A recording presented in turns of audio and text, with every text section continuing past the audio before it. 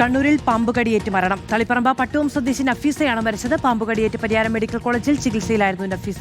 ശംഖുവരയൻ പാമ്പാണ് കടിച്ചത്. അഭിജിത്ത് മുഴക്കുന്ന് വിവരങ്ങൾ നൽകും. അഭിജിത്ത്, എന്നാണ് നഫീസയ്ക്ക് അപകടം സംഭവിച്ചത്? എന്തുകൊണ്ടാണ് രക്ഷിക്കാൻ കഴിയാതെ പോയത്?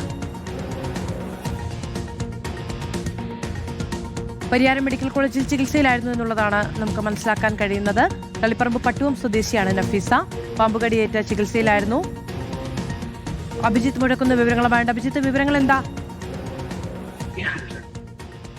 മാധു, ഇക്കഴിഞ്ഞ വെള്ളിയാഴ്ച നഫീസയുടെ വീട്ടിൽ വെച്ച് പാമ്പ് കടിയേറ്റു എന്നുള്ളതാണ് നമ്മൾ മനസ്സിലാക്കുന്നത്.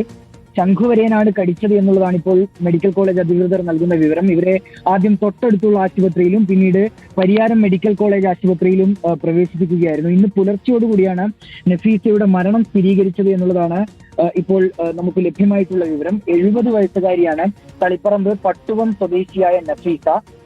ഇവർ വീട്ടിൽ രാവിലെ ഏതാണ്ട് 11 മണിക്ക് വീട്ടിൽ നിലത്ത് കിടന്നുറങ്ങുകയായിരുന്നു എന്നാണ് നമ്മൾ മനസ്സിലാക്കുന്നത്. ആ സമയത്ത് ശംഖുവരയൻ അവിടേക്ക് എത്തുകയും പാമ്പ് അവിടേക്ക് എത്തുകയും നഫീസയെ കടിക്കുകയും ചെയ്തു എന്നുള്ളതാണ്. അതിനുശേഷം ഉടൻ തന്നെ ഇത് മനസ്സിലാക്കിയതിന് പിന്നാലെ ഇവരെ തൊട്ടടുത്ത ആശുപത്രിയിലേക്ക് എത്തിച്ചിരുന്നു. പിന്നീട് അവിടെ നിന്നാണ് അല്പം ഗുരുതരമായതിനെ തുടർന്ന് പരിയാരം മെഡിക്കൽ കോളേജ് ആശുപത്രിയിലേക്ക് മാറ്റുകയും ചെയ്തത്. പക്ഷേ ഇന്ന് രാവിലെയോടുകൂടി അവരുടെ നില അതീവ ഗുരുതരമാവുകയും പിന്നീട് മരണത്തിന് കീഴടങ്ങുകയുമായിരുന്നു. ഏതായാലും പാമ്പ് കടിയേറ്റുള്ള മരണം അത് കണ്ണൂരിലും ഉണ്ടായിരിക്കുന്നു. മാധു, അഭിജിത്ത് മുഴക്കുന്നാണ് വിവരങ്ങൾ നൽകിയത്. കഴിഞ്ഞ കുറച്ച് ദിവസമായ ആശുപത്രിയിൽ ചികിത്സയിലായിരുന്നു. പക്ഷേ നഫീസയുടെ മരണം സംഭവിക്കുകയാണ് ചെയ്തത്.